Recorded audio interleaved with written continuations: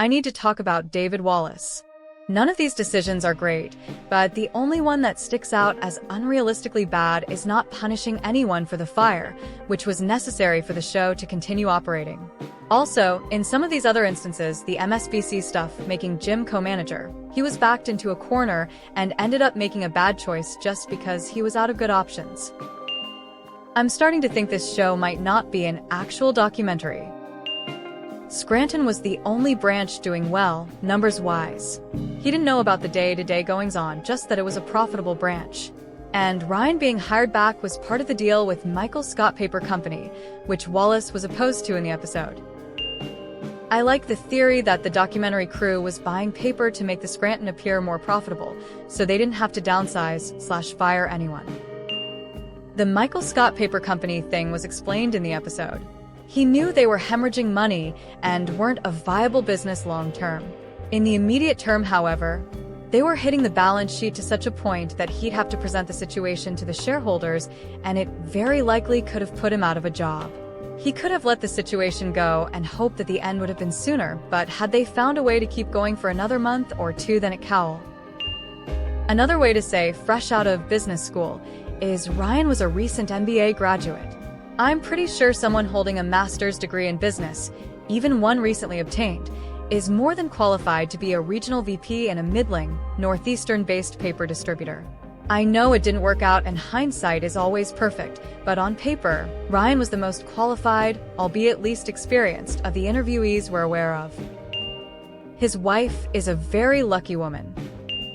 On the last point, I believe the company was doing really badly under Sabre, who are more interested in selling their printers than selling paper.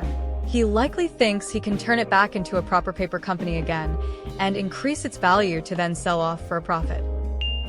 Rebuying DM might have been an excellent move. Bob Kazamakis had run DM poorly, and it was a bad fit with Sabre, so the price would be very low. This is directly stated in the show. So financially, this is a good play. It is literally what my family business does: find poorly run companies that are going under, buy them, run them properly, and make them successful. Andy was about to bring in a huge client. In this case, DW also has a personal reason. DM is a large negative mark on his receipt. GIF, Giphy WQBAFFWGU 8 lakhs NWZ09 downsized. You take that back. David Wallace is a treasure. Hook. Suck it. David Wallace should have been fired as part of the Ryan fraud fiasco. To be fair, it does kind of get explained.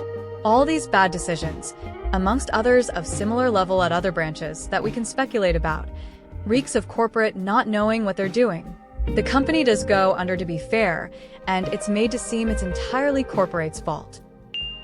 I mean, Ryan wasn't a temp at that point. He took Jim's job when he went to Connecticut. Also, he says why, the MBA Ryan got.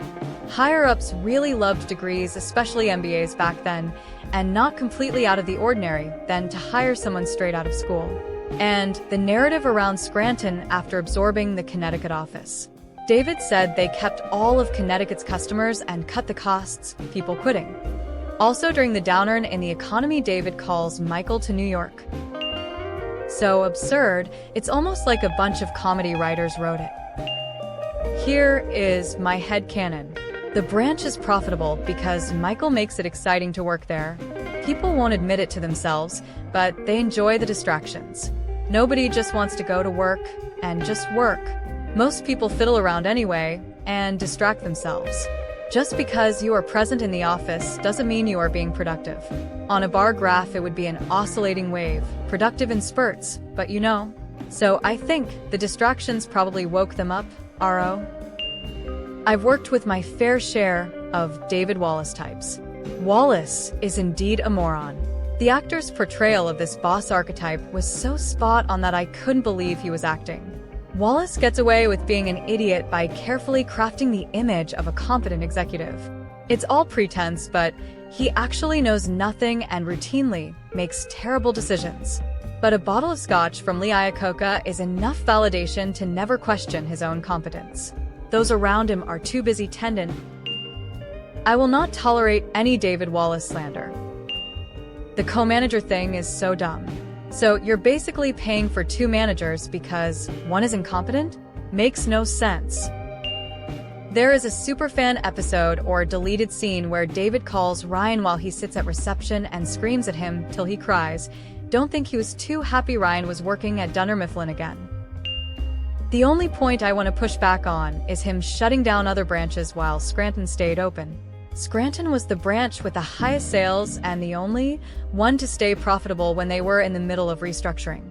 That may be a bit of wonky writing since it seems ridiculous, but you can also read it as Michael's incompetence at managing being a good thing and being a statement on the inefficiency of corporate America. They basically said that much outright when they had no man. As a middle-aged white guy, I'm allowed to say that he got the job because he's a middle-aged white guy. He just sees too much potential in Michael, a very impressive amount. David Wallace is handsome and a pretty good dude.